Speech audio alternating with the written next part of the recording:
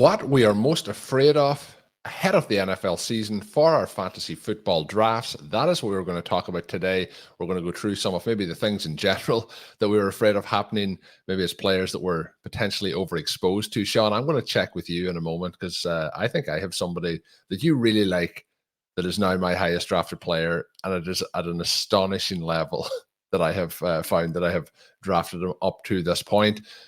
We're going to talk about my fear that there could crush my season if it doesn't work out. But Shawn, we are kicking off a draft in the $125 FFPC contest. It is really closing in on being full now at this point. We are into the case where if you're not drafting over the next couple of days, you likely are missing out on the contest in general. So I would recommend, if you're interested in getting a last minute ticket in, head on over and do it. This may be myself and Shawn's final draft that we do in this contest. Shawn, I've titled this team Limitless Potential. So that's what I'm hoping that we are going to draft in this, but you can't have limitless potential without some fear of things going in the opposite direction. So we are going to talk through the players that we draft as we go through. We are a week away from the NFL season as we record this.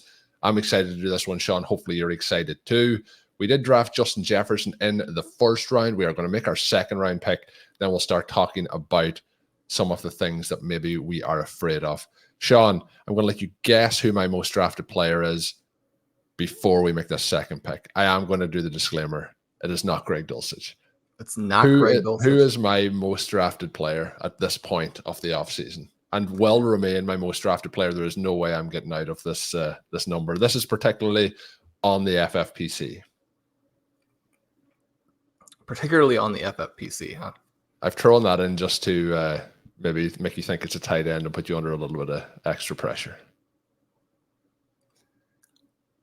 Well, Brock Bowers has continued to get less expensive with that foot problem. Yep. So is that also the thing that you're most afraid of? No, I am afraid of that. I almost had multiple mini heart attacks, Shawn, when I seen some of the YouTube comments coming into one in you and Ben's drafts where you took Brock Bowers and it came out a few days after the foot news came out. And I seen the comments about, is Brock Bowers not injured? And I was like, what? Oh. And then I looked up and I'm like, oh, that's okay. I'm not overly concerned. And then like there's multiple more comments that come in on the same video. So it's not that, Shawn, but it is, and I'm going to say your boy, Xavier Worthy. Current exposure level, Shawn, 60%. 60%. Is that problematic? We are on the clock. We can talk about that more in a moment. But on the clock, Shawn, with a couple of interesting options here. I feel for me, if I'm drafting solo here, the clear option is Trey McBride. The other options that you have in the queue are Kyron Williams and Devon Achane. What direction do you want to go with this pick? You want to get that tight end? Yeah, that's the pretty clear-cut selection here. I don't think he should have made it to us at this point. Travis Kelce is still available. We do think that he is going to be used a little bit more sparingly this season. If Travis Kelce goes off and has another monster year, that won't surprise anybody. He is too good. Patrick Mahomes is too good. Now it will be more difficult to take him away because they have Xavier Worthy. They have a fully emergent Ray Rice. Ray Rice is not going to be factoring into the Chiefs' plans unless something goes really wrong this season. They are picking up some running backs, so maybe he's next on the list. I think Samaje Perine is probably the extent of what they are going to do, reaching for that type of player. But Colm, you never know. Dalvin Cook out there joining the Dallas Cowboys practice squad. I've been trying to convince some people to take a little Dalvin Cook. No one will do it. Maybe this is the draft. I'm like, Ezekiel Elliott is going to round 10. You can't tell me that one of those guys is more washed up than the other. So yeah. So we'll see if we get some Dalvin Cook on this roster as we work our way through it. But I mentioned the 60%. Were they delighted to have as much opportunity to draft him, but also, that is one where if something happens to Worthy, puts a huge dent in your overall portfolio. But yeah, fun times to have such exposure to such a high-end prospect as they come into the NFL. Shawn, looking at players that we have drafted, obviously Justin Jefferson, Trey McBride. I think the downside for Jefferson is quite clear. It's either if we're looking at non-injury aspects, so I think that's what we should do when we're looking at the downside for these players, staying healthy and then still having a season that does not live up to their true potential. I think the concern with Jefferson is QB related, and that probably answers like the same way that a lot of people would answer that. Is there anything outside of QB play, sinking his season, which I don't think it will? Is there any other way that we see him not hit what we expect to see from Justin Jefferson? No, I don't think so. And you contrast that with Ja'Marr Chase, who has a lot of different concerns at this point. Colm, I wrote up T. Higgins as being a clear-cut home league target yesterday. And yet at the same time, one of the things that jumps out to you is that the Cincinnati Bengals do play the first month every season as though they haven't practiced. And the case for Ja'Marr Chase this year is that that's going to definitely be true. He's going to play the early portion of the season without having practiced. The preparation for this team in the years now coming off of that Super Bowl appearance has been very poor. It's a weird group because obviously there is talent there. There is some coaching acumen there. You don't do what they did, taking out the Bills, taking out the Chiefs, getting within a hair's breadth of winning the Super Bowl if you don't have some of those things. And yet this organization has a lot to do in order to join that group that I would say even the Baltimore Ravens belong in, where the Ravens are more consistently prepared, dominant, season to season, game to game than the Cincinnati Bengals.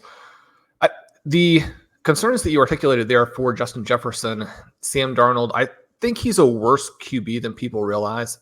And that even goes back to his college days. There's this narrative that simply having been on better rosters is going to somehow fix him. Spending time with good coaching staffs will help, right? And as you spend more time in the NFL in general, you have this opportunity to develop in the way that, for example, a Geno Smith did. Could he be the next Geno? And especially now with guys like Justin Jefferson and Jordan Addison, hopefully at some point TJ Hawkinson, playing in this dome, playing for a coach like Kevin O'Connell. I don't think that we should rule that out, but we have to start from a very low base as we're thinking through that. So for me, that's the concern for Jefferson. It's my biggest concern for Jordan Addison, not all of the other noise that surrounds him. Colin, we are back on the clock in round 3. Yeah, we're talking about the QB concerns. Do we want to take Malik Nabers and talk more QB concerns when we get to that portion of what could go wrong for him? The other player that I have in the queue here is Jalen Waddle.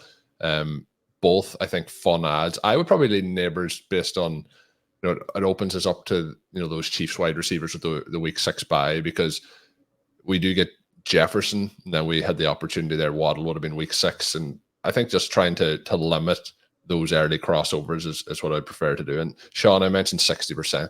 Can we raise that bar even higher with another pick of Xavier Worthy here in this draft?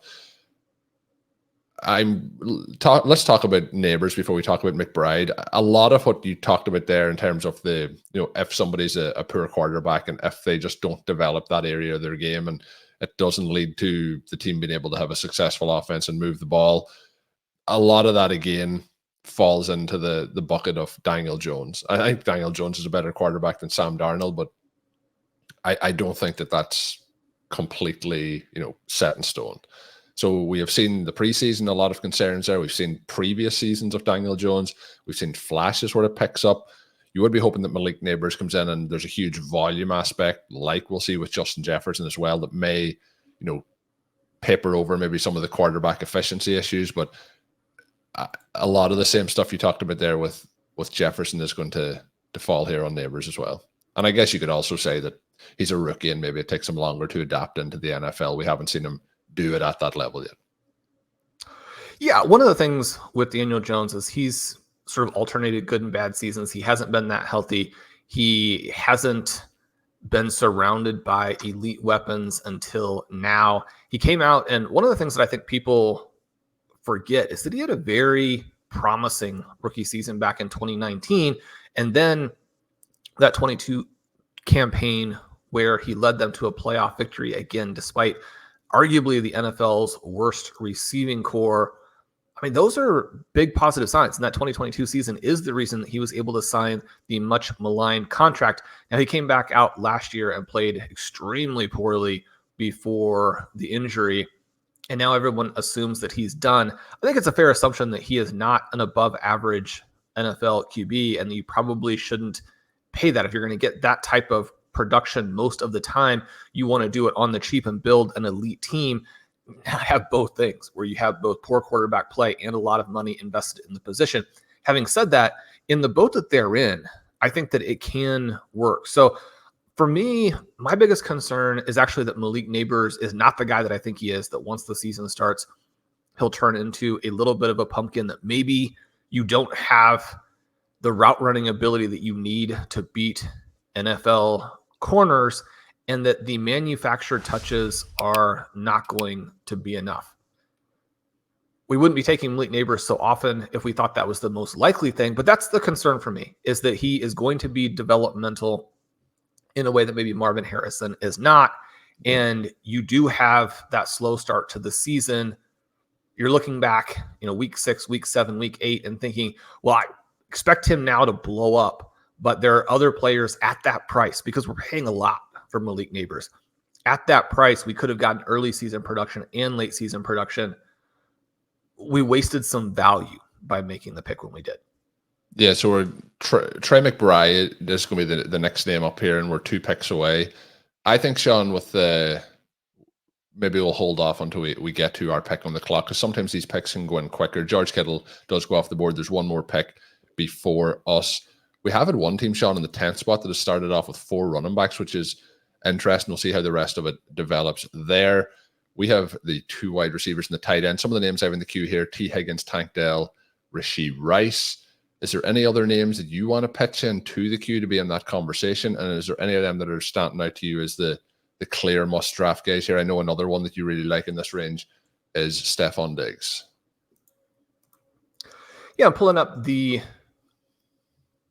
RotoViz ADP tool for the Best Ball Tournament here to get a little bit of a feel for what we can expect just over the last couple of days. A number of the names that you have dipped into the Q4 are a bit down in ADP.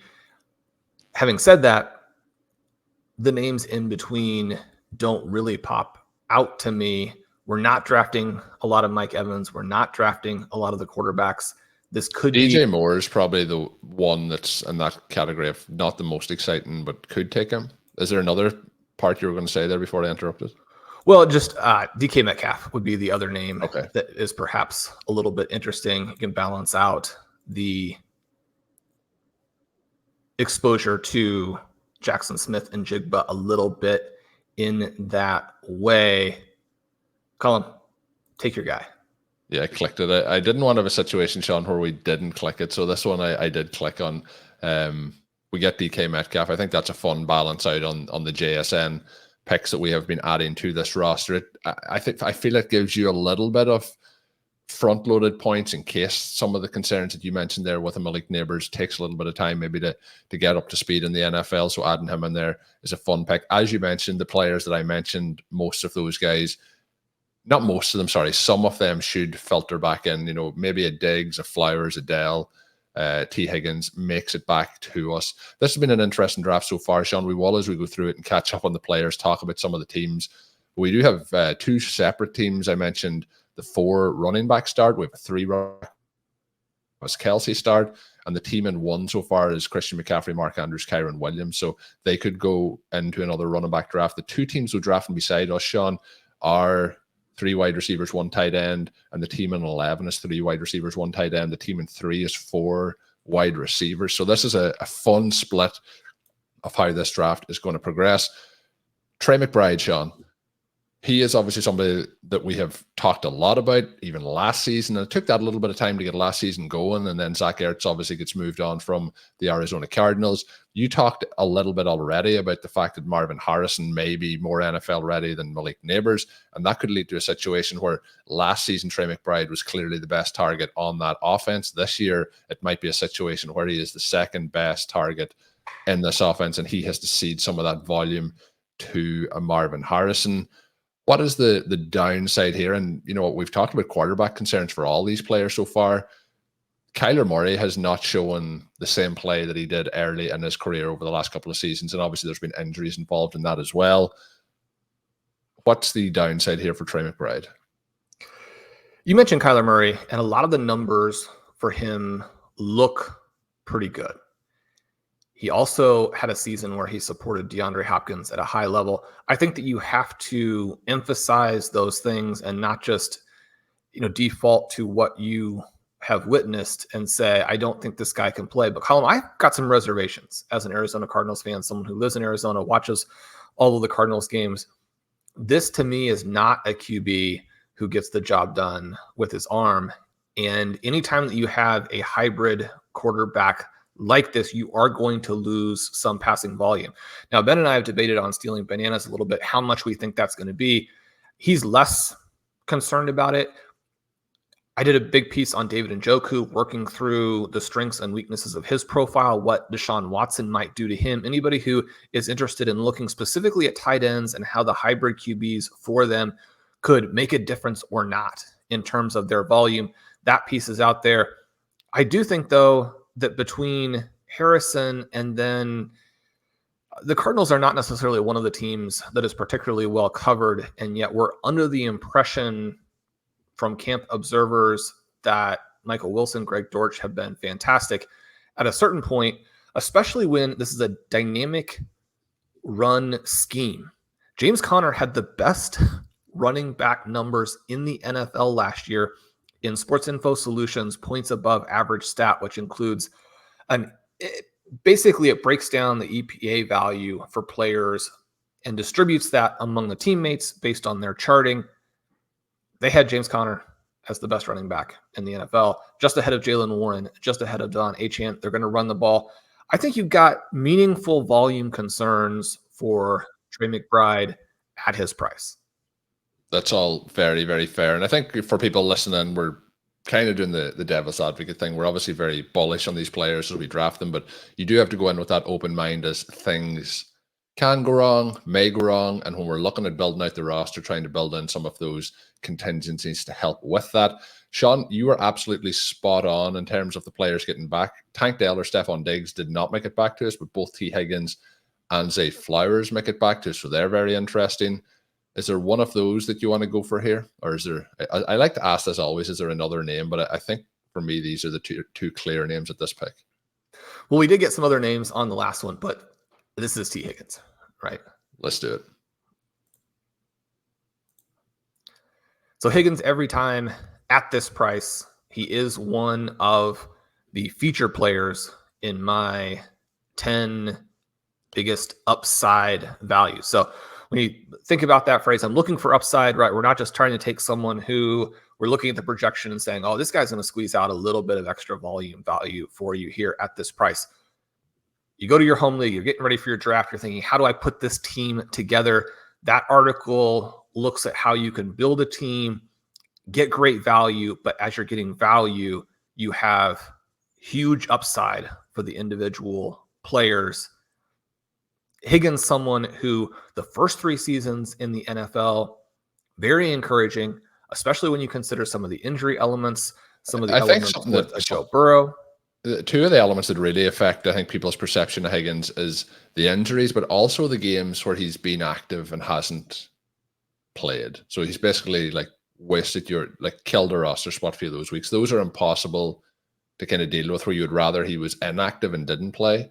But I think when we've seen him healthy and playing, he has consistently been very impressive. Well, we got to look at his season last year as being either a huge red flag or an aberration, because he had the highest drop rate in the NFL. He had the worst on-target catch percentage. Depending on where you do the cutoff for volume, the only player who was worse was Justin Watson for the Kansas City Chiefs. And so having watched those games, I don't remember that for Kansas City. You remember those drops for T. Higgins, because most of the time he's being hit in the chest with passes where there's not a defender even giving him a hard time, right? And those are must catch passes. You look at that within the context of his career, though. He's not going to be a great player at the catch point, but those drop rates are more than double where he was in the previous couple of seasons. And he wasn't healthy last year. Anytime that you're trying to play an NFL game through a rib fracture, it's going to be difficult. You also had to deal with, again, QB injuries. I mean, Joe Burrow has not been the guy people hoped after the Super Bowl, and he hasn't been that guy when he's been healthy. He hasn't been someone they can rely on. Burrow is a player with a lot to prove in 2024. To get back to where they were, he needs to really make a jump. He could really use his teammate, who is under contract for multiple more seasons, to not be holding out. But that's the thing that allows Higgins to potentially be jump right back to the 1-2 turn next year. You could be that good of a player with that much volume. The concern that we have with Higgins is just that this team is massively overhyped, and Higgins at this point is more of a name than his recent production, at least, would indicate, right? And anytime a team is saying things like, oh, he's a top 5 to 7 wide receiver in the NFL when he's healthy and focused, the healthy part's going to be a little bit outside of your control. The focused part's not. Yeah, I mean, you should always be focused. Yeah, you should be focused. So, Shawn, next player, veteran player, DK Metcalf, we've added to the roster.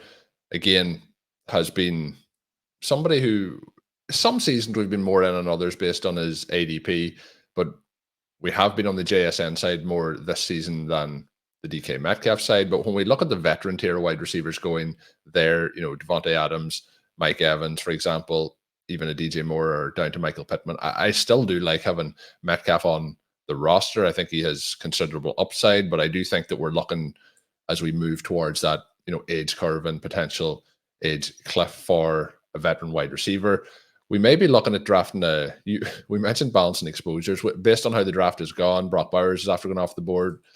We may be looking at drafting his teammates. So there may be a link between some of the concerns for both of these guys in terms of QB play again. But DK Metcalf, what are some of the fears for you heading into this season? Is it a case that he no longer is the wide receiver one on that roster?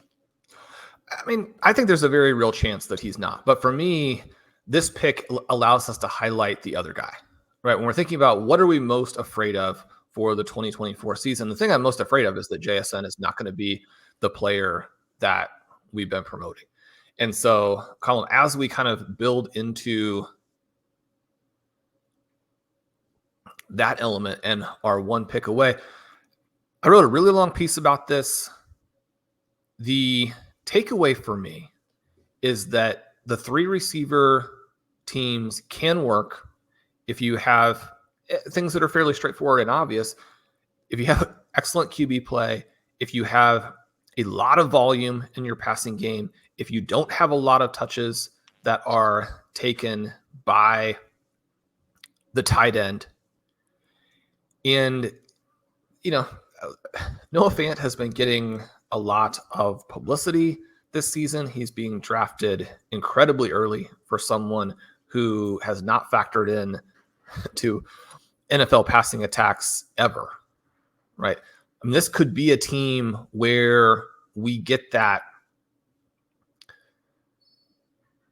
3 receiver, no tight end group. So, Colin, as a little bit of a pause here, we're going to take an intermission from the JSN concerns and look at this pick. Xavier really went one spot ahead of us. To me seems like David Njoku. Yeah, that's. I was waiting to kind of nip in there. We have 12 seconds left. I think we're on the same page. He does come a couple of picks after ADP, fits in as a secondary tight end on this roster, different bye week to obviously our first game, Trey McBride. And an interesting part of that, Shawn, is we did get caught a little bit in one of these drafts recently at the tight end position. So I think maybe we're both looking to get that edge and make sure we don't get caught out. So I think that's a fine pick, and we'll see if those other names that we have in the queue are available when it does come back to us here. Well, Colin, this team also is being built very directly off of the Best Ball Tournament strategy guide on the site. Anybody who is wanting to go out and draft in the next couple of days. As you mentioned, the tournament is about to fill. My guess is that they may have an additional tournament, obviously a smaller version of Best Ball Tournament 2 over the last week. This is so popular. If you are interested in playing that, I would keep an eye out for it. And I would certainly go back and check out our strategy guide and the RotoViz Roster Construction Explorer. Again, if you do want to do the Superflex version of the tournament, which Colm, you and I also love, has a little over 3,000 teams remaining as we record today. One of the reasons we're doing this draft is that we are using previous victories. So you got to get your, you got to keep that perpetual motion machine going. But if for some reason you can't get in the Best Ball Tournament, get in the Superflex Tournament, it will also fill, I'm sure. And Colm, while we're kind of paused here, I do want to give a big pitch for the FFPC Fantasy Pros Draft Marathon that Ben Gretchen and I will be doing for Stealing Bananas. That is Friday morning. It's 8 o'clock my time, which makes it feel very early. I believe it's 11 Eastern, and then we're going to go as long as we can take it. And we'll see if we do one team at a time, two teams at a time, maybe layer a main event in there on top. Colm, we don't know what we're going to do other than it's going to be an absolute blast. They're going wild. That'll be over on the Stealing Bananas or Stealing Signals YouTube, so check that out. You'll find it on Ben's Twitter feed. I'm sure I will be retweeting it out before it kicks off as well. But that is going to be a wild time, Shawn, for you and Ben as you crush those drafts as you move along. I want to give a shout out to, you mentioned the Superflex draft. I've had a lot of fun recently doing solo drafts in that format, and I had a live draft over the last couple of days, and Mike from Toronto reached out towards the end of it to see if it was me that was drafting in it, and we had a fun conversation back and forth after it. So appreciate all the good times we have with the RotoViz OT and the RotoViz community. Always fun when people kind of spot you during the drafts. It does make it more challenging, but yeah, good times there. Shawn, it does get problematic when people can just tell by the players that you've drafted that it's possibly you that's behind the keyboard at that particular time. We will get back to I wanted to mention, you were talking about these teams that hadn't taken a receiver. I did a draft myself last night. It was late night here on the West Coast, and you pull it up and you see that you've got the 112. Okay, this is gonna be more of a story than can be fit in before we pick again. We are back up.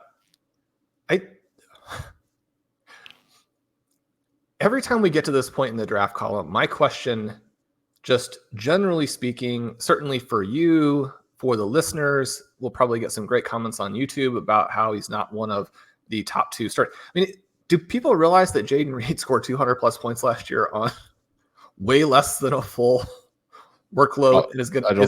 I don't think so. He's entering into year two. The Green Bay Packers are going to possibly be the most explosive offense in the NFL. He's elite before the catch. He is unstoppable after the catch. I don't believe you should be able to take Jayden Reed in round 7. I'm all good to take him. You don't have to continue. And we can talk. I think actually we can talk about him now because some of the downside is what people are factoring in with him in particular. The other players, Shawn, may get back to us. I was very tempted there by a second Seahawk on the roster. Let's see if he sneaks back. It feels like Shawn may be balancing exposures with that pick, but Jayden Reed is super fun to add. I do think Christian Watson has become more and more interesting as he has kind of stayed injury-free the entire offseason process here in recent times, which is pretty fantastic for Packers fans to see this offense be healthy. Unfortunately, when I'm talking about healthy, A.J. Dillon was put on injured reserve in his season over the last couple of days, which while we didn't think he was going to be a factor for fantasy football, from a player and a health perspective, that is obviously disappointing to see. Which on Jayden Reed, we're looking at a Packers offense that is expanding. I think part of it as well is maybe people haven't fully bought in to the Jordan Love side of things. You know, we see him get drafted, talked about as the worst, draft selection of all time, wasted pick, not going to work. Look at the Packers roster now. He's one of the only players from that draft that is still there. He's after signing the biggest contract in NFL history. He is now taking that step forward, and I think he's the real deal. But I think other people have not fully bought into that as an option. The second part of that is Jayden Reed coming in maybe didn't have some of the hype of some of these college prospects coming out, and that leads to people a little bit with the Puka Nacua situation last year. Like, is this a flash in the pan? Can this happen? Can it continue to happen? Maybe he did it on lower volume. I've gotten into nice debates with folks about Puka, who's going at the 1-2 turn. Yeah. And is going to be. But I guess he's at the 1-2 turn because he had a historically great season. Jayden Reed had a very good rookie season, and people are obviously discounting him for that reason. That's why he's not up there. It wasn't the best rookie season of all time. Well, right. But like, I think if Puka had the same yards and outcome last season as Reed, he's probably going in this range. That's just outcome based at the end of it. No way. Because this is not the appropriate range for someone who scored that many points last season. Right now, if you only scored that many points because your team didn't have anybody else, which actually was the case for Puka, right? Now, I'm not saying he only scored it for that reason, but his numbers are vastly inflated because they had no other viable receivers on the roster. Yeah. Now, Puka is going to be competing with the greatest wide receiver of the last 5 years, right? One of the best seasons in NFL history. I mean, Puka is competing with someone who is a Justin Jefferson, Jamar Chase, CeeDee Lamb, Tyreek Hill type of producer. Jayden Reed is competing with Romeo Dobbs and Christian Watson. And I like those guys, right? We've been huge Dobbs supporters in the past. We have Watson on a bunch of our teams. It's not like these guys are nobody, but they're not Cooper Kupp. No. I mean, I think I got you. I think I did enough there to get Shawn riled up as I tried to set out that outcome. I think we've kind of had it, and I think the downside. Is your concern for Jayden Reed that he's also worse than Dontavian Wicks? Yeah, he's wide receiver 5, Shawn, potentially. Behind Bo Melton. I mean, you're thinking Josh Jacobs was the worst starting running back in the NFL last year, but Shawn, maybe behind. The Packers offense will just be 3 yards in a cloud of dust. And maybe Josh Jacobs bounces back and is the greatest running back. They have 2 elite tight ends as well. So, I don't know where he's going to get the targets from. That's the downside. Shawn, we are back up on the clock here. We get some of the players we would have liked in Jaden Daniels and JSN off the board. I feel like unless you want to dip into the running back pool, it feels like it's pretty clearly Keenan Allen at this point. Yeah, we're getting into that range where another wide receiver is a bit of a luxury pick, and yet a round 7 bye is so perfect. I guess I am still on team one more receiver. I am leading. I'm the captain of that team, Shawn. Okay, so the downside to Keenan Allen. Yeah, go ahead. Yeah, the downside to Keenan Allen is that he's eating too much Chicago deep dish pizza. Is that what? Is that the downside? Yeah, you know that fantasy football has taken over when someone who Shawn, I don't know if you've seen this. There was something that shared on Twitter over the last week or two where it was that I don't know if it was Keenan Allen had shared a recipe or that Keenan Allen had liked a photo on Instagram or something, but it was about unhealthy food choices, like it was a pizza or something like that. I mean, this price would suggest that in the last couple of weeks, Keenan Allen turned from 32 to 175. I think he went from 210 pounds to 360. That's the only possible reason that Keenan Allen could still be here at this point. The upside for Keenan Allen is that if he has put on that much weight, he can play offensive line for the Bears. So he can play in 2 different positions would be the advantage there, Shawn. We are going off the rails a bit here as we get through these players. Jayden Reed and Keenan Allen have just put us, the NFC North has put us a little bit loopy. But we are looking to see, Shawn, we are now 2 tight ends and 6 wide receivers through 8 picks. I think we're pretty loaded up at wide receiver. Another thing with the wide receiver position is we're pretty clear in terms of the bye separation. We have 2 week 10s, but everything else looking pretty great there. And now we can start to look at adding some of our favorite running backs. Now we do get Chase Brown, Jalen Warren, Jonathan Brooks, all off the board. I'll be interested as we go through this to check your thoughts on some of the players, obviously now confirmed to miss those first 4 weeks. Some of the players we talked about in the past, Jonathan Brooks, Nick Chubb, even a TJ Hawkinson, for example. So that makes those interesting. Is there any quarterbacks here? Like Joe Burrow has yet to go. We talked about some of the potential concerns with him, but would fit in with this roster. Is there a point here where you would start to think that he is somebody that we should be considering drafting? He usually goes in that late 7th round. We're now into the mid 9th round by the time it comes back to us. Yeah, I'd love to put together a 2-window QB team. Because we decide to skip on that extremely valuable tier with Chase Brown, Jaylen Warren, Jonathan Brooks. I mean, that's the reason that you would pass on a Keenan Allen, not take your wide receiver 6 at that point, especially when guys like Jameson Williams and Jordan Addison are frequently available late.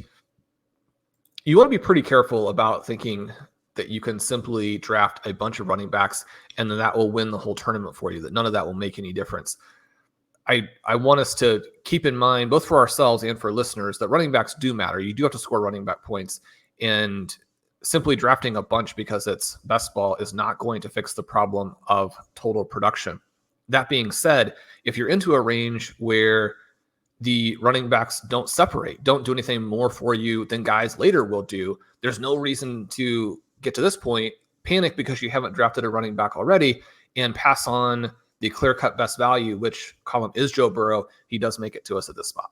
Yeah, so for me, based on the value, it would be Burrow. The other option's probably going to Tyjae Spears at the running back position, but I do think when you're looking at a 7-11 pick at the 907, I think you have to take that when it leads to a stack with T. Higgins as well. So we take Burrow there. You did touch on some of the concerns with Jamar Chase at the start of the draft, and some of that is potentially contract related. I'm sure some of that is Joe Burrow related. Do you want to go into the downside for Joe Burrow? You kind of touched on it a little bit that he just hasn't been the same. He obviously had the injury. He's had some of the wide receivers. You mentioned the drops. Like, the drops aren't necessarily on him, and the outlook will be different if those go his way. What are some of the concerns here for Joe Burrow? Well, we've articulated that. I mean, Burrow is not a big enough part of my 2024 draft plan to worry so much about him. I do want to, be serious for a moment and discuss Keenan Allen, who has been one of our targets. And now he just keeps getting cheaper and cheaper. Colm, when we look at last season, and one of the things that Blair does such a great job in so many different articles and looking at from so many different directions is that you want to understand the peripherals. You want to dive into the 30+ tools that we have at RotoViz. You can get a lot of nuance and texture and understand the profiles for these players in a very deep way that does help you, is meaningful, and yet you can also trick yourself into making bad decisions if you don't simply understand the points. Incorporate a lot of those stats in a way that is most helpful, because points give you the volume, they give you the efficiency. They are very predictive for the following season. Keenan Allen was 3rd last year in points per game. Cole Kmet outscored Jake Ferguson last year. My concern for the Chicago Bears is that somehow we are in a world where the Bears have an offensive coordinator who managed to bust JSN's rookie season. And now we're in an environment where 2 players who scored like that last season are doing weird enough things within this Bears environment that they would be falling to these prices. For me, that's a massive red flag as it comes to their design and the competency of the people running this team. That's very, very fair. So there's a lot to dig your teeth into with that particular one. So, Shawn, we are now, I think we're caught up on all the players we've drafted so far, so that should make the conversations easier as we move forward. But when we look at the players drafted, Tyjae Spears, and after them, Brian Robinson, Devin Singletary, since Jordan Addison, who would have been one of our potential targets that we hadn't got. Keenan Allen has now been drafted, but we're pretty stocked up here at wide receiver. We'll be looking at a different direction. You mentioned 2 quarterbacks in the window. Caleb Williams hasn't gone yet. He would fit in pretty nicely to this roster if he would sneak his way back. I wouldn't be against adding him in a second time. Obviously, you mentioned Keenan Allen in the week 7 bye week being advantageous. Obviously, you get the Bears quarterback's going to have the same bye week as the Bears wide receiver. We are into a very flat area, I feel, here in terms of what we're looking at by ADP. A lot of quarterbacks go in this. There's a lot of running backs that I feel like are set up to be potentially overtaken, probably the correct way to say it. And then you mentioned Colm. He would be somebody who would go in this range. Ideally, I think we would get a Williams pick here and then be able to see what develops back to us. But what are you thinking? The team that's at the 8th spot, they have yet to take a quarterback, so they may be a team that goes in and gets a QB here. Yeah, and I think that when you wait and you have a hybrid QB available, then you can't expect people to pass or to blame them on getting a great unstacked value. I had a draft last night where I took a couple because the stacks weren't going to work out for me, and these guys were way below ADP. You think about the way those things interact and what you're trying to accomplish. If you have a stacked QB and then you have a couple of better scorers who are unstacked and massively below where they normally go, you can build a team that both has the overall scoring potential that you need, especially when we think about how this particular format is going to work with the pods in week 15 and 16, and you have a great ability to get through. So I would expect Williams to go at this pick right here. 1 pick to go, Shawn. I think it'd be a dream pick if he makes it 1 more slot. If he does, it would be absolutely perfect. 2 I go, Shawn. I seen the red flash up. I thought it was Williams. How do you feel here? I think it's a simple click for us. Yeah, so we'll go ahead and take Caleb Williams. Colm, I wanted to tell you this story. I want to get your feedback and also the listeners on YouTube, everyone who listens to the show and messages you. That's one of my favorite parts of this entire dynamic. I had the 112.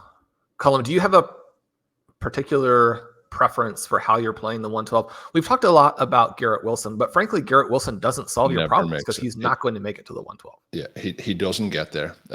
I feel like a lot of the time you're looking at trying to take a tight end and probably Jahmyr Gibbs. So one of Sam Laporta, Trey McBride. I did a draft with Connor recently where we thought we would be smart and let the tight end, we were at the 111, let the tight end pass around the turn and get one of Sam Laporta, Trey McBride. The drafter at the 12 spot took both of those guys. So that put us in a little bit of a hole there. But I feel like Gibbs is a fine pick there. I'm a little bit reluctant to pull London and Harrison up above the tight ends, but I would probably play it with one of the tight ends and Jahmyr Gibbs. How did you play it, Shawn? I wanted to build something crazy and with extreme upside. And I do like the tight ends there. I did feel like you could potentially create that same or a similar upside vibe. Did you take 2 running backs, Shawn? I took 2 running backs. Did you take Devin Achane and Jahmyr Gibbs, Shawn? I did take those 2 guys. When you said the extreme upside there, they're the 2 names that definitely come into my mind there. When it came back to me, I took Kyle Pitts and George Kittle. Colm, I did not take a wide receiver through 4 rounds, but my receivers ended up being Stephon Diggs, Xavier Worthy, Jayden Reed, Jackson Smith and Jigba, Ladd McConkey, and Jordan Addison. That's pretty nice. So you get up to, I assume that's through 10 rounds at that point? That's through 10. The 6 guys. Great. I was able to get Cousins, Lawrence, and Geno Smith as the QBs. I did add Jalen McMillan for 1 more receiver late. You got Bucky Irving, Tyrone Tracy, Will Shipley, Kendre Miller, and the aforementioned Dalvin Cook in round 20. Pretty fun, pretty unique, I think. An interesting start, and not necessarily the start that we're often doing, but yeah, I think you probably felt pretty good with how it filtered out for that's one where you're really sitting there hoping that the wide receiver position plays out in your favor as you move through the rest of the draft. And that one, Shawn, seems to have worked out very, very well. Yeah, you're definitely desperate to have those guys fall to the 9-10 turn, which, for example, in this draft, McConkey goes at 9:01, Addison goes at 9:10. So neither of those guys would have been available in this one. And then you end up considerably weaker because there is a massive and hard tier break after Jordan Addison. Yeah, one of the things that you do need if you have the 112 is to get a little bit lucky. I also got a little bit lucky in getting Kyle Pitts all the way to the 312. He's been going 308. And to be able to get him and Kittle together, yeah, I was originally disappointed. You don't want to get too many of those 112s when you are opening up the present of draft slot. And yet that may end up being my favorite draft when everything is said and done. Yeah, and we talk a lot about if you're at the turn, sometimes you don't get those fallen players to make it true to you. I think that you used up all your fallen player points in that range there. Shawn, one of our targets that did go off the board there was Jayden McLaughlin at the 11:04. I was kind of hopeful that he may have snuck back, but I was thinking that he may even have been a player at that next turn. Jared Goff goes off the board, one pick away. We're still in this flat area, but we do have some running backs that we would possibly like, certainly in that next round, but you have the option to pull one of them up and get two of those targets. I feel like Colm would be my preferred option here if he gets one more spot. J.K. Dobbins goes in this range. I think then we're looking down to, we're looking at Jalen Wright, Jack Charbonnet, that kind of level, where we kind of would have been looking at Jayden McLaughlin. We do have an option here to take Komet. Do you want to get that third tight end on the roster? Well, the roster construction explorer really likes you to get the third tight end, but it's not really anticipating that you have both QBs and you don't have a running back at this point. There seems to be still enough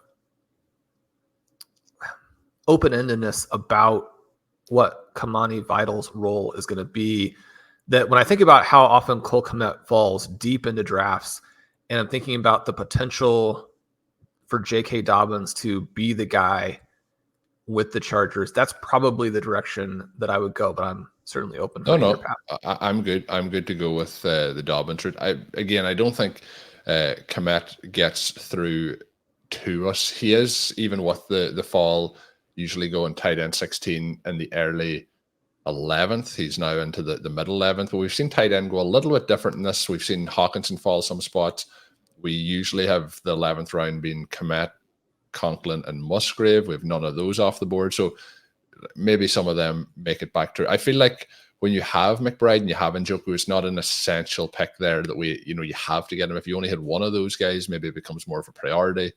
But I like the Dobbins pick there. You mentioned the Vidal selection, so I think we can put the conversation to put those together.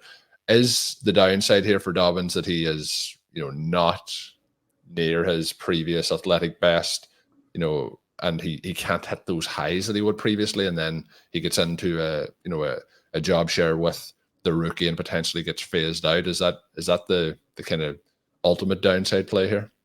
Yeah, I think you're concerned both directions. I think that the rookie probably projects as the Chargers' best way to make this team truly competitive in the second half of the season. And so you lose the points in a pretty critical range.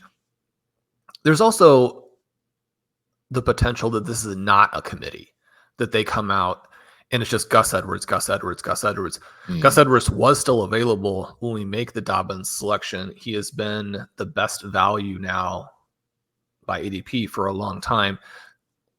Drafters in this particular league are not very comfortable with his profile, which, despite the raw numbers last year, his peripherals were very poor.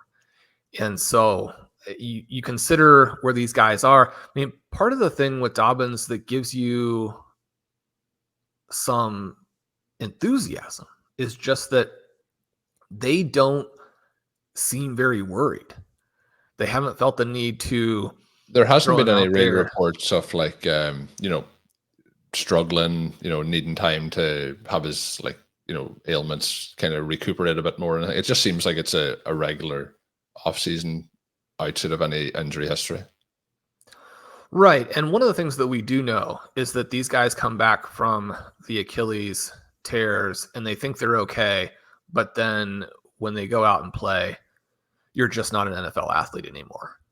And that makes it tough. You need athleticism at that position. The good thing for Dobbins is he's competing with someone in Gus Edwards who's never been an NFL athlete. He's competing with guys behind him that it doesn't really seem like the team has that much enthusiasm for either.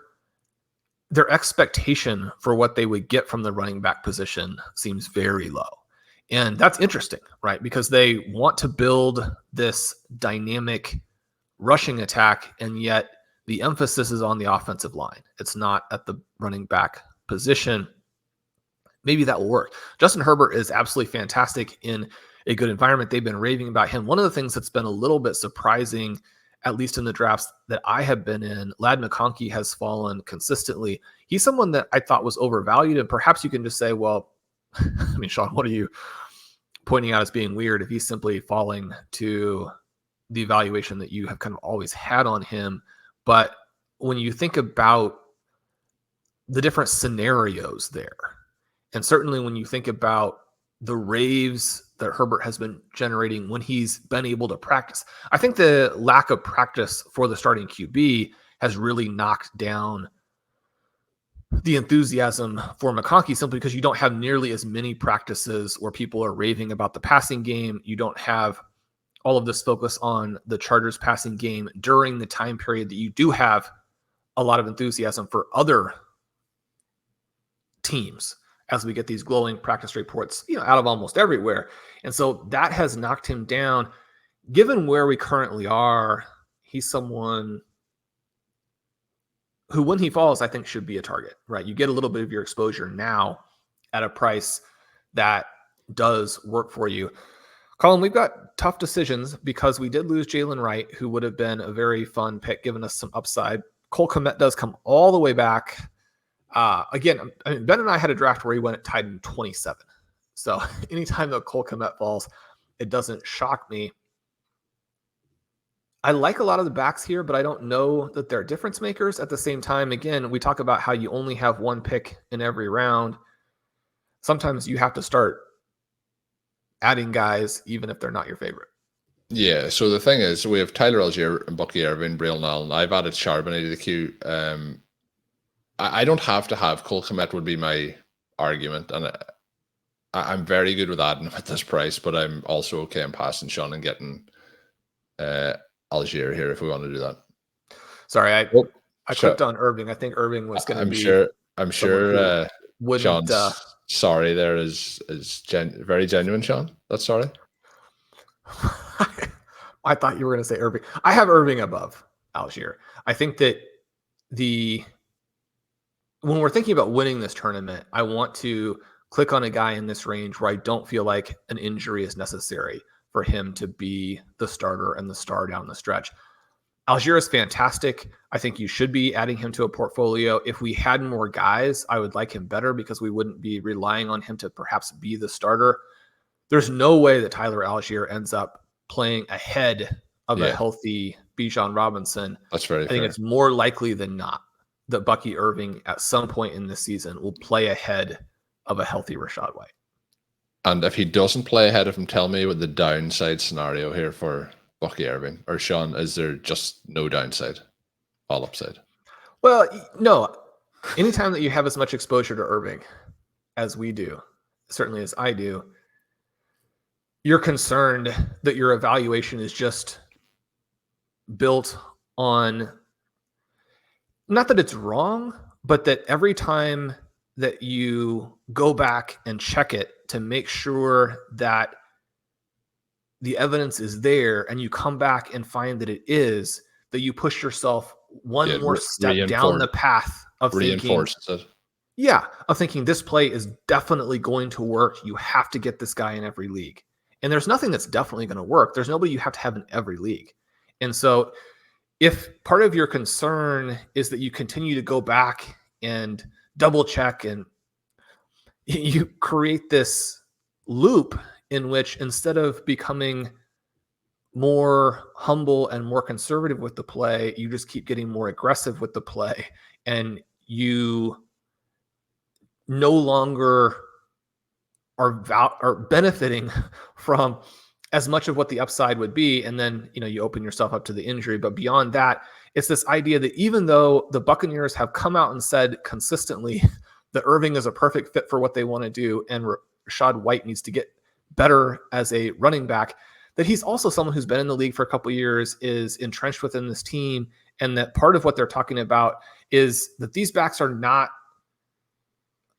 competitors per se. They're not peers. So when you're talking about Irving being a great fit and White having these issues, you're talking about it within the context of them being separated, not being similar.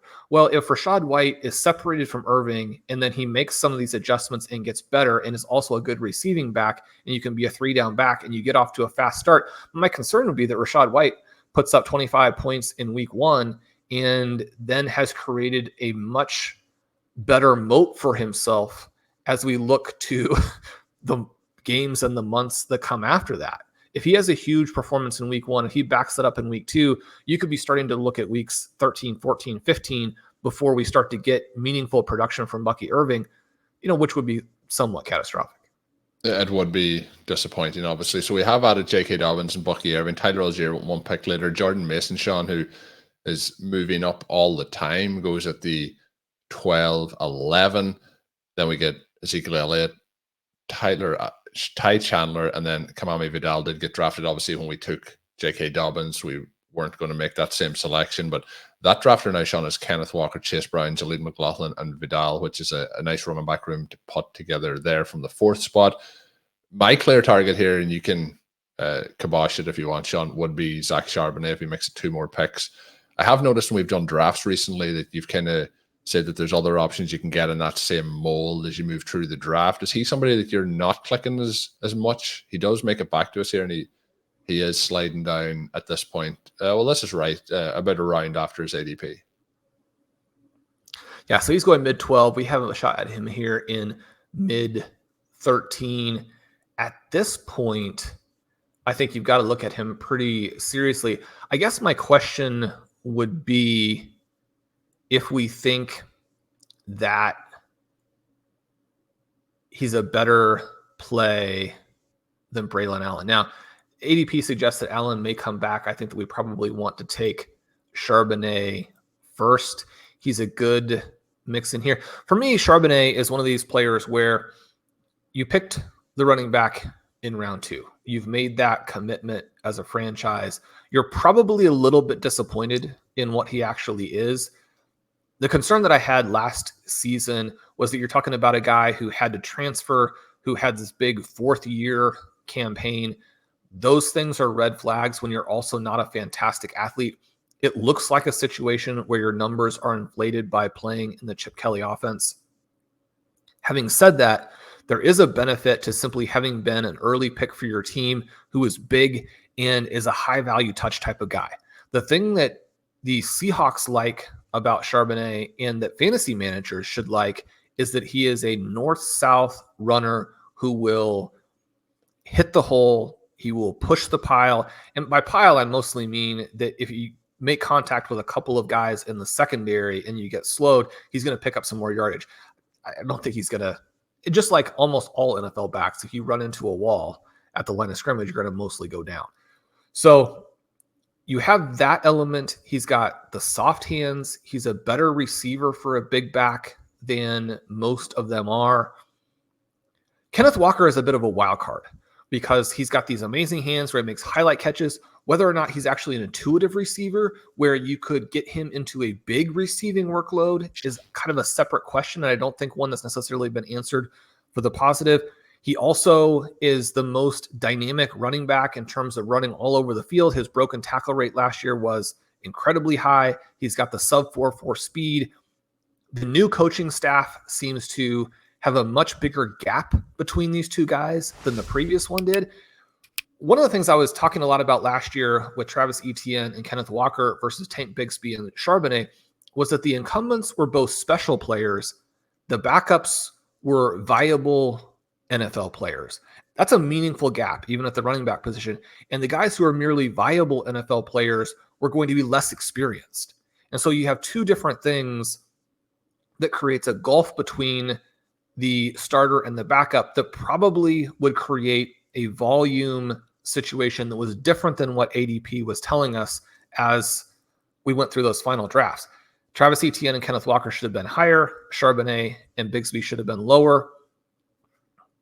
I was right about that. It doesn't mean that I had to have been, right? Sometimes when you look back on things, even when the thesis appears to be dead on, maybe there are some luck things, maybe there are some things behind the curtain that you don't really know about that basically made it lucky that you turned out to be right with it. The concern that I have with Charbonnet is that as you go into year two and you have this former second round draft pick who now has closed some of the experience gap with the starter, these guys potentially being viewed as similar types of players and good complements to each other, instead of the coaching staff viewing them as sort of a thunder and lightning combination, now we seem to be seeing a dynamic unfold where you have superstar starter, viable backup. Yeah. If that's the case, it's a little bit of a tricky pick in this range. But again, I don't know that there are players that have a lot more contingent upside than Charbonnet because he's such a good high value touch type of guy. If he ends up being there without Walker, again, we don't want anybody to get hurt, but I mean, we haven't even really started the season yet. And, folks are dropping like flies. Yeah, no, that's a very well put together kind of dynamic of that backfield in Seattle. Shawn, Braylon Allen did go, unfortunately, at the end of that round. Ray Davis went to pick after us. So Allen was the player we hoped would get back. I do like Marshawn Lloyd here as a potential pickup. Khalil Herbert would fit in with the Chicago element as well, but I feel like Lloyd probably stands out here as the pick. Tyrone Tracy maybe gets back to us. I was thinking that Lloyd would get back and was wondering if you had someone else that you wanted to take first. I don't necessarily have anyone who really jumps out to me, but Herbert's probably, he's probably the one that I think would fit this team the best. But I like there's a list of 10 names here by ADP in front of me that I don't have a huge amount of interest in. He would fit into it along with Lloyd. You feel like Lloyd could sneak back? I do. Obviously, he got a massive reprieve by avoiding basically the injured list. He also probably is going to get some people who will boost him up based on that information that I mentioned at the start with AJ Dillon, like obviously being out for the entire season. So that gives him a significant pathway to playing time straight away. It does, if he can get healthy and if he can get back ahead of Emmanuel Wilson. Wilson is an interesting player, a former Division II guy. Anybody who's listened to the show for a long time knows that I am very attached to the Division II players. A lot of sentiment there. I hope that works. In digging into his background, there was nothing that jumped out to me that suggested he's someone who could eat into Josh Jacobs' workload. We're in this kind of weird environment. And I wouldn't say, unfortunately, I mean, for these guys, for their careers, for their lives, it may work out great for them. Alvin Kamara, Josh Jacobs, a couple of the softest starters. It's disappointing that Marshawn Lloyd and Kendre Miller, arguably two of the very best plays throughout the entire offseason, are not able to make the push because they are not able to practice and show off what they can do. There is part of that also to factor in that they are not getting priced at that level that they should be.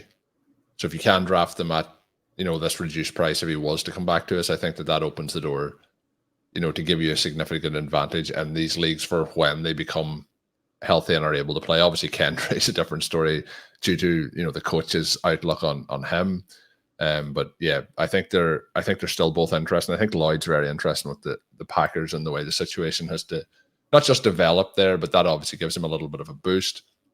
Lloyd does go off the board at the 15-4. Joan Johnson after that. Greg Dulcich, Shawn went off the board, so we don't get to draft him in this draft. The other part that I love is the amount of listener emails and comments that revolve around Greg Dulcich, and maybe one day Shawn will let me get some more of him on the rosters. But we have drafted a little bit of him. If we weren't a 2QB team here, Shawn, Bo Nix will be coming into the conversation. Geno Smith has fell well past ADP in this particular draft at this moment in time.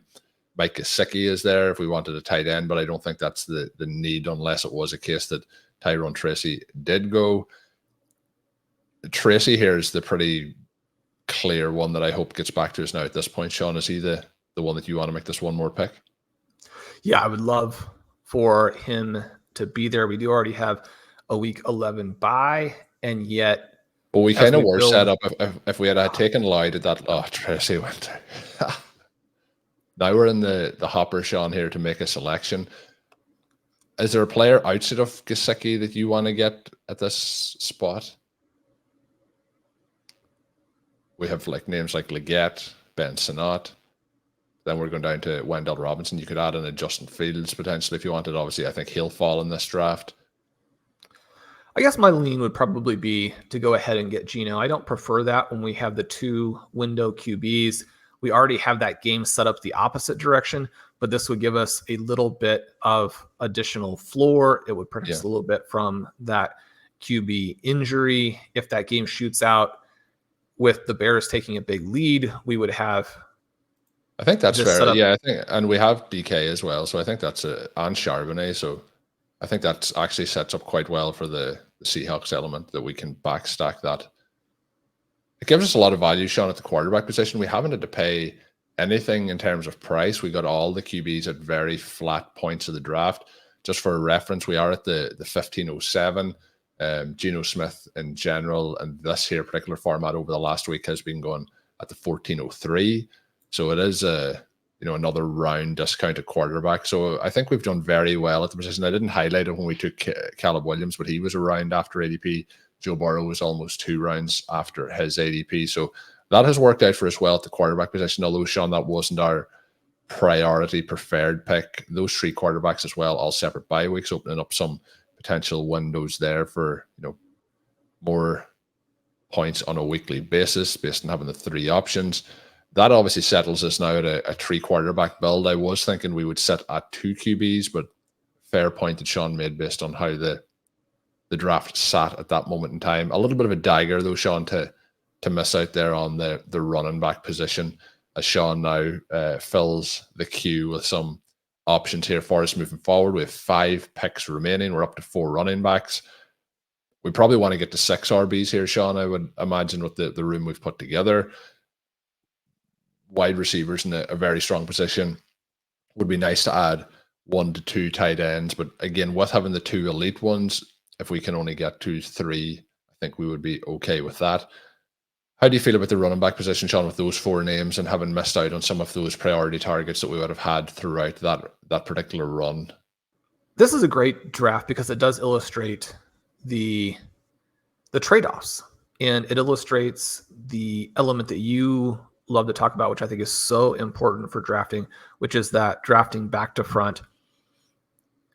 The Keenan Allen pick, potentially a bit of a luxury selection. The Caleb Williams pick, even though we had Bears and he's at a big discount, potentially a luxury pick. The running back position is going to be weak, and you have to score points there if you're going to win this tournament. Our team that finished second a few years ago actually dominated from the running back position, and it was receivers who let us down. We couldn't get that final receiver spot filled with enough juice to overtake Connor at the very end. FFPC is a format where the receivers still work.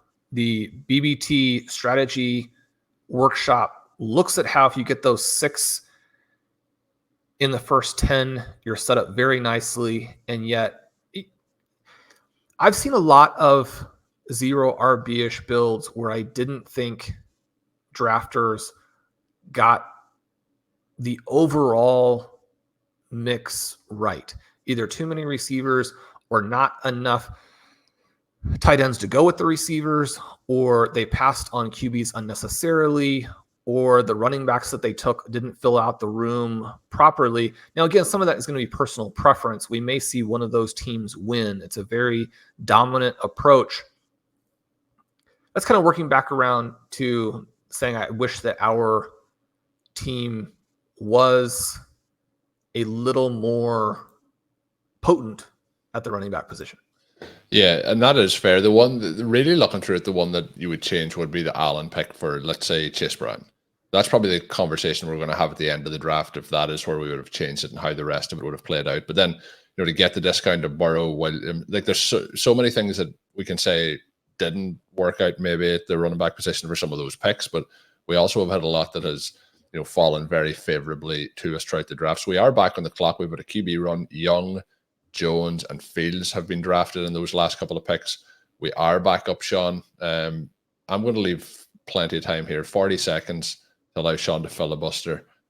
Which players stand out? Obviously, we're looking here at running backs or tight ends. Yeah, so you have someone in Justice Hill who could have a role. Will Shipley, a player that we like, he probably will be available later. Right now we have Sinnott, Kraft, Mayer, and Sanders in the queue. Ideally, you get to 4 tight ends in this format, but with the guys we have, we could probably stop with 3. Colm, I think this is Samaje Perine. Okay, you want to take him as early as this? I do. I was looking at where he went yesterday, which was round 17. I don't think we can push him back to the 1707. Okay, that's okay. I was going to mention is Shipley kind of will probably go in a similar area, and I was going to say that we try and get the 2 of them. So what I was going to do is say if you wanted to take Shipley and see if Perine comes back, the other option is to do it that way. As you mentioned, with those particular players, they're going to go in the same route. Just hit me with your Perine thoughts in terms of what the downside is, and then I want to know what the upside is. So we're going to say signs with the Chiefs, doesn't fit in, gets cut again, goes to the Dallas Cowboys. What's the upside play, Shawn? Well, all of those things that you mentioned there, you can play for the Chiefs, you can play for the Cowboys, you can play for the Browns. Samaje Perine never has getting cut meant that you had so many brilliant options as to where you could play. Yeah. 2024 is a fail upward situation for the running back position. I don't exactly understand Samaje Perine and the career arc here. He was the equivalent and arguably better than Joe Mixon at Oklahoma. He had one of the greatest single game performances in college football history. He's a big back who can catch passes. Colm, as I pull this up here, I think that he had he had some insane receiving peripherals last year with the Denver Broncos. And granted, that's a very specific situation. It's one of the reasons why we have been targeting the Broncos. But when you are a big back who can catch passes, the Chiefs are the absolute perfect fit. A lot of people are going to say, well, at this point in time, he's no Isaiah Pacheco. He never was. I would point out that Pacheco has never been good until 2023 with Kansas City in a situation where teams are essentially just playing prevent defense the entire game. You look at Perine last year, and his target per route numbers were off the charts. His yards per route, one of the best in football. No one ran as many routes as Perine and averaged a higher yards per route. Again, Denver Broncos specific situation, but we also have an environment in which in the previous season, he had essentially displaced Joe Mixon as the go-to back for the Bengals in the playoffs. Yeah. Right. I would expect this to be a committee, and yet at the same time, anytime you're getting cut off your team, you're signing with a team late. we could be hearing next week that the Chiefs have made another roster move and he's no longer with the club. Yeah, so he is with the club at this moment in time, Shawn. We do get the draft luck, and we have a situation here where we get Will Shipley back to us. There is other names here. You mentioned Luke McCaffrey, for example, and there's some other quarterbacks not that are there, but I think this is just an auto select to get Will Shipley on. We are now up to J.K. Dobbins, Bucky Irving, Zach Charbonnet, Khalil Herbert, Samaje Perine, Will Shipley. Having Herbert and P. Ryan, obviously you need P. Ryan to stick around, as you kind of mentioned there. But if they both get in and some of those pass catching roles and getting those targets, those two picks, along with now getting the upside of the rookie and Shipley, I think the dynamic of this running back room is starting to shift a little bit. When we have that conversation about, do we need to chase Brown? Well, we probably would have a better roster with him, but I think there's some dynamics here that we're starting to add in that maybe will allow us to backfill this roster with those particular points and some of the profiles that have been added. And obviously that can be rose-tinted glasses, talking yourself into those situations. But the 6 names that we've been able to acquire there through those 7 rounds, along with Geno Smith, I think has opened up a nice window here for us. Gesicki did fall quite a bit in this round. In this draft, he went at the 1701. We have seen Tucker Kraft and Zach Ertz go after our selection. We have 3 picks left, Shawn. We have now 6 running backs, 3 quarterbacks, 2 tight ends, and the 6 wide receivers. I think, again, we're probably into additionally, we would probably like to get 1 more running back at least, but we're kind of into a best player available scenario here. And you mentioned getting up to 4 tight ends. Obviously, we have to see which names slide back to us, but we have enough names in the queue here where I think we can really see out this draft and make it look like a pretty strong construction when we get to the end of it. Are you thinking that is it a situation where you want to get up to 4 tight ends for sure? I know we've talked about this before, and then the targets go off the board, but it feels to me like best player available through these last 3 rounds now that we got Shipley there. Yeah, we definitely have a little more flexibility. Justice Hill goes at the 17-18 turn. That would have been interesting. Kendre Miller goes, even though he's going to miss the first month of the season. I would have loved to have put him onto the roster in round 18. That is no longer an option. We would have been aggressive in taking him. It's only 5 picks before we were going to pick where we would have taken him. That would have been aggressive based on his recent ADP, which is that mid-20th round. Yeah, looking at just where he went yesterday, very late. He should be going. In a 20-round draft, there's absolutely no question that Kendre Miller should be selected. You're not playing to win the first 4 weeks. You do want to win the first 4 months of the season. 4 months are important, yeah. Wan'Dale Robinson goes right there. Colm, one of the things that's vaguely disappointing, but matters a little bit less if you're going to take the 4 tight ends, but my 2 favorite late tight ends had the exact same buys. Now, the team right next to us, I think, made 2 very nice selections there in 17-18. They take Tucker Kraft and Michael Mayer. Those were 2 picks we were looking at. I would lean toward adding Jatavian Sanders with this pick.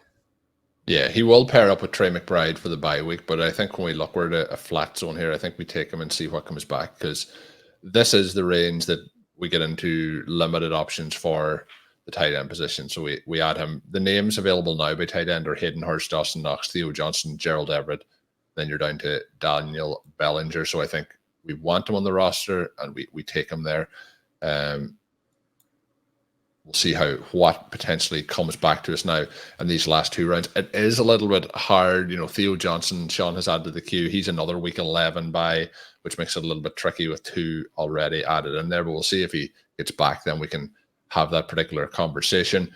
You mentioned Luke McCaffrey, Shawn. He is still in the queue here, or not in the queue, but he is still available. But Yoshi Vask would be an interesting player if we wanted to go with a wide receiver potentially to go into that Joe Burrow stack along with T. Higgins.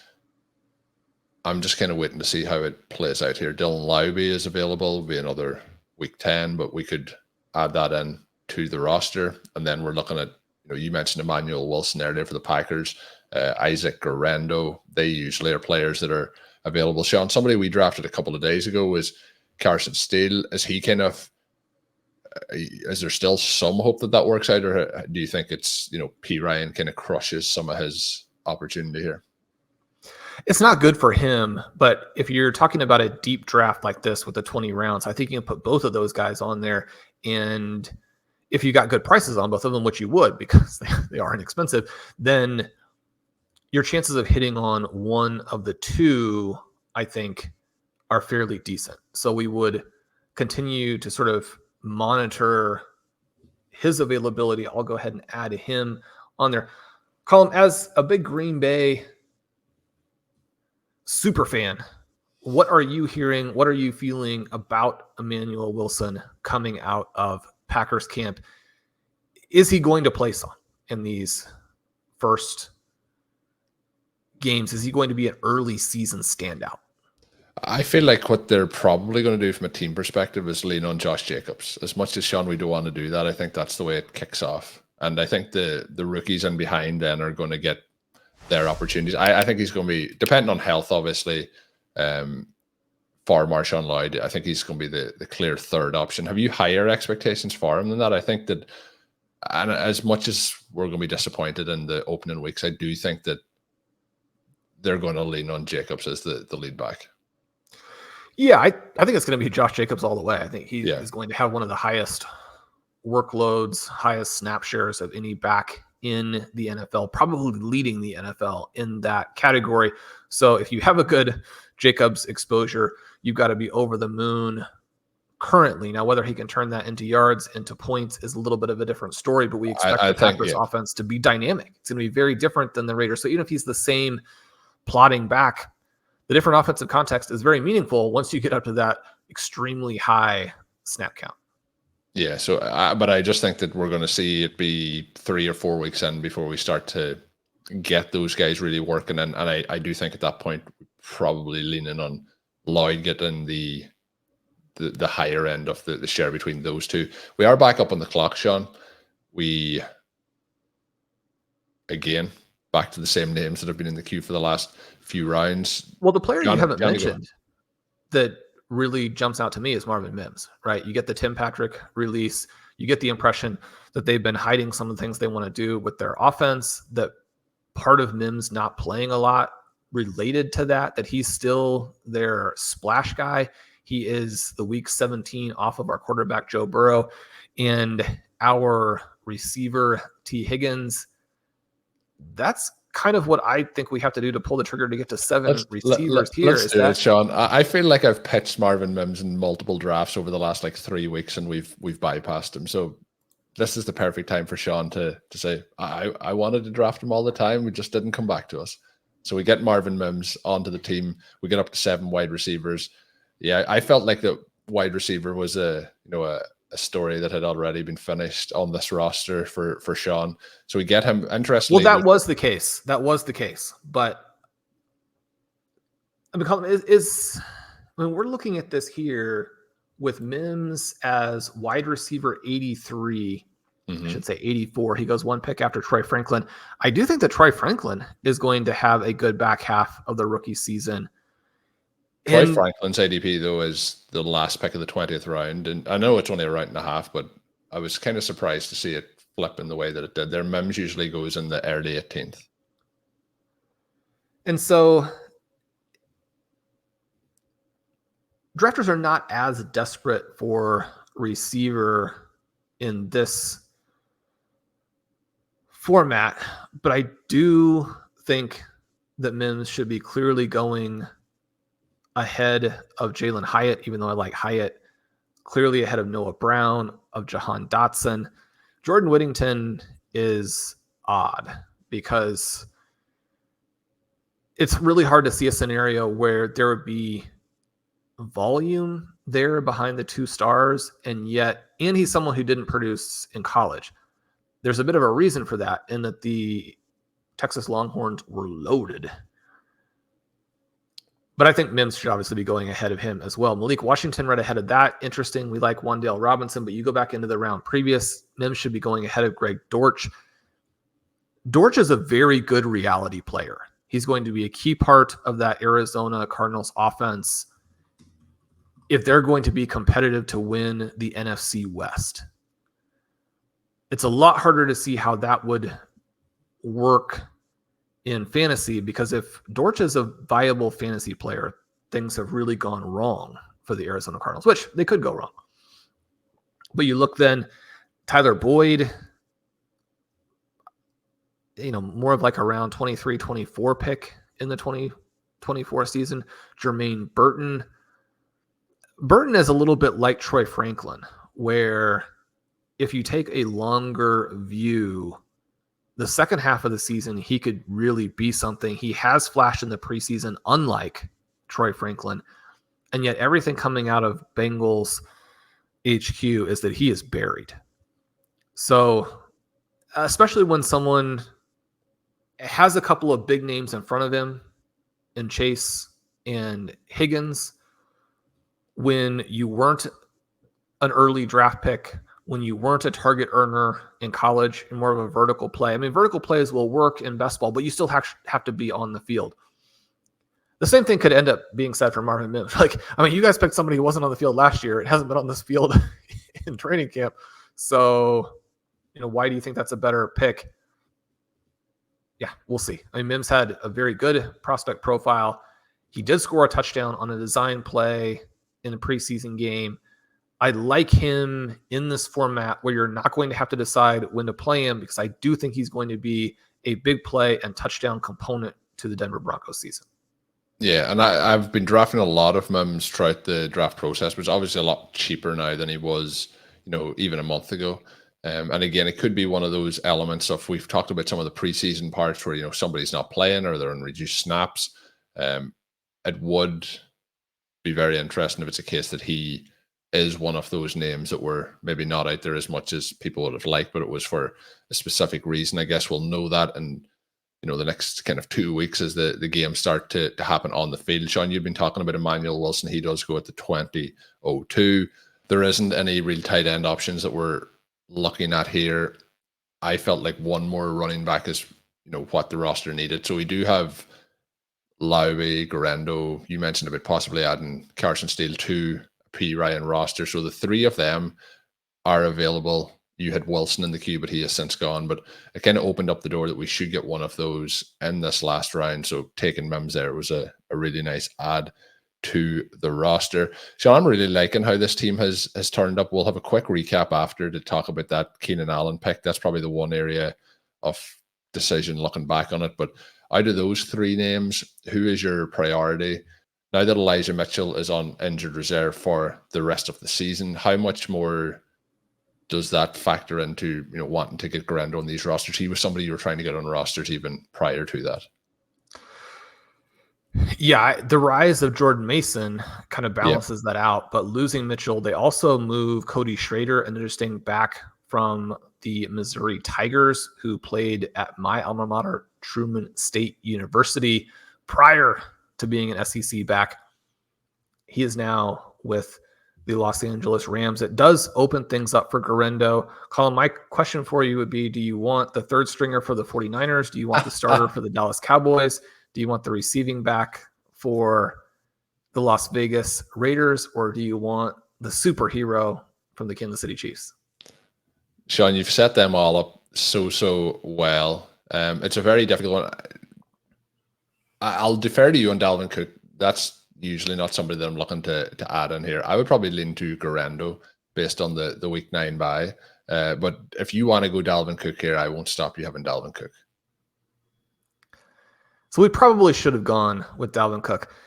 Are you sure that Dalvin isn't cooked, as the kids would say? I don't know if people are saying that or not, but it seems to me like we often make arbitrary distinctions between equally washed veteran running backs based on what teams are willing to pay them. Ezekiel Elliott has been washed for a long time.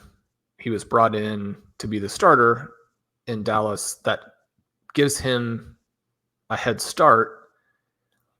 Does it get him the job ahead of Rico Dowdle, who had disappointing peripherals last year and is kind of a practice squad type from a talent perspective, taking, and that's not, again, some huge criticism. Being a practice squad back in the NFL means that you're one of the best running backs on earth, right? But not a dynamic college career. These guys who stick around, this is the thing I keep saying as it relates to this, is you can't ignore the fact that he has stuck. It doesn't necessarily, it's not definitive that he wasn't good in college and he hasn't done anything at the NFL level and doesn't have good peripherals. The more meaningful thing is simply that he's managed to make his way to this point and he's not Ezekiel Elliott. And so when you look at the price, for me, Dowdle, if you moved him down a half round, I mean, that's really all that it is. I continue to barely miss him in drafts because I think he's a half round overvalued. Whether or not Dalvin Cook is actually good or bad for him is an interesting question. I've seen it sort of posed both ways. If you were to add someone like a Samaje Perine, that probably would have been worse. If they had traded for Miles Sanders, which I don't think is out of the question that would happen later, right? You have Jonathan Brooks come back. You're ahead of the trade deadline. The Cowboys need some running back performance. They're not getting it from Dalvin Cook. They're not getting it from their main guys. You make the trade there. One of the reasons that I have concern for Elliott and for Dowdle is that these guys are really never out of the woods. Anytime that you're in that never out of the woods category, you're constantly looking for the next shoe to drop and who is going to be dropped in on top of you on the roster that could be a problem. Now, those guys won't have practiced with the team. They could easily get a look and then be gone the next week. The Cowboys were promoting Royce Freeman. Obviously, they cut him. Dowdle and Elliott appear to have a much better moat than any of those types of players. So then you get back to price. For me, when you look at the peripherals from 2022, they're not great for Cook, but they're certainly not meaningfully worse than a bunch of guys who are going to be starters, right? Not people are hanging around the league, but people are going to be starters. So then you have the question of last season, he was awful with the New York Jets. Anytime a back is awful and they're a year older into this age range, they're probably done. But the New York Jets also had one of the worst offenses and the worst blocking in football. Anybody who's not Breece Hall, which is one of the reasons that Breece Hall is very much in the mix to be the most valuable player in fantasy football. He went 102 in this draft. You know, we discussed, Ben and I, on Stealing Bananas, his potential to be the 101 next year. Anyone who's not Breece Hall was going to struggle with the Jets last season. You look at Cook, you look at his appearance in the playoff game last year with the Ravens, and he looked good. He looked better than Ezekiel Elliott or Rico Dowdle, for sure. Now, when you get added to the roster, and not even the roster, but the practice squad at this point in the offseason, yeah, I mean, you're probably not going to be fantasy relevant. Yeah, we'll see what happens with Cook. My fear with that backfield is that it's just a case that it's, you know, a 3 to possibly 4 person committee throughout the season, which leads to all of them being kind of a little bit frustrating. And I guess if you're drafting them here in the 20th round, you can deal with those frustrations. But well, you mentioned possibly 4. Deuce Vaughn could be the receiving back on this roster. Yeah. If you lose those high value touches to whoever ends up as the main guy. One of the things which I somewhat discount, I don't think that there's a path to drafting Elliott, but I mean, he got a lot of passes last year for the Patriots. They promote his pass blocking and what that means for Dak Prescott and the offense. I mean, where do the receiving touches come for Dowdle or Cook if they end up being the guy? So a lot of issues, a lot of tricky elements as you try and balance upside, league winning scenarios, because the league winning scenarios are definitely there. I don't dispute that in any way, shape, or form. Price, and then how this committee will work out when we think about most likely outcomes, when we think about outcomes adjusted for price, and what you might be able to leverage with picks in certain ranges. So, Shawn, to do a recap off the draft, we now have Joe Burrow, Caleb Williams, Geno Smith. So I think we're very strong at QB. Running back is J.K. Dobbins, Bucky Irving, Charbonnet, Herbert, Perine, Shipley, and Guerrero, followed by Justin Jefferson, Nabers, Metcalf, Higgins, Reed, Keenan Allen, Marvin Mims at wide receiver, Trey McBride, David Njoku, Jatavian Sanders at tight end. The one pick, Shawn, just I feel really positive about this team as it's finished. The one we did discuss during it was Chase Brown and Keenan Allen. Should we swap that one out? I guess the player or the pick that I probably swap out, and you might have a different one in mind, is the Perine pick, where I probably take Tolbert at that point if we had got a running back earlier. So it would be kind of, for me, a 2v2 of Chase Brown and Jalen Tolbert versus Keenan Allen and Samaje Perine. Is there a different pick that you would have swapped out, and would you, in hindsight, prefer to do that to fill out this roster in a slightly different way? I think you can also take Jalen McMillan in that same basic range. If we had done that, then you're hoping that Perine gets to you in round 17. You make that pick probably instead of Shipley, who structurally has some more hurdles that he has to get over. Adding a late receiver, not necessarily something that I feel like you have to do. You can do it. I like the running back picks. I think you could just, more or less put Chase Brown or Jaylen Warren or Jonathan Brooks, any of those three guys, onto the roster there and stick with Mims in 19 and be fine. Having said all those things, Colm, once we ended up actually getting Perine and Shipley and Guerrero, I like the way this team is pointed. You do have to score a huge number of points at receiver, a huge number of points in the flex over the first 6 weeks to stay in the mix. But with the Burrow, Williams, with Smith as the third, we should be one of the highest scoring teams at QB. With the early McBride selection and then coming back with Njoku, we should be one of the highest scoring teams at tight end. We should be the highest scoring team at wide receiver 1, wide receiver 2. And I would argue flex 1 and flex 2. Then as the season goes along, you get that chaos. I hope everybody stays healthy and this team ends up being dead. But a Kenneth Walker, an Isaiah Pacheco,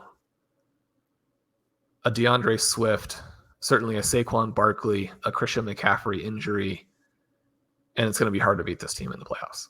Yeah, so let's hope that maybe players don't get injured, but we also have a team that's on the run in the playoffs. But fun draft, Shawn. Like how it turned out. Interesting room all around. That is going to do it for this edition of the show. Hopefully you've enjoyed it. We are ready for the NFL season. We'll have more content coming to your way next week as we get ready for it on the final stop for week 1. We may even do a week 1 preview, Shawn. You never know what comes out on the RotoViz OT airwaves over the coming days. Shawn mentioned at the start, him and Ben doing the draft marathon over on the Stadium Signals YouTube channel. That may come out potentially after on Stadium Bananas, but it will be live over there once it is on the air, obviously. But that is going to do it for this edition. My name is Colm Kelly. You can follow me on Twitter at Overtime, and my co-host is Shawn Siegele. Check out all of Shawn's work up on rotoviz.com. And until we are back, have a good one.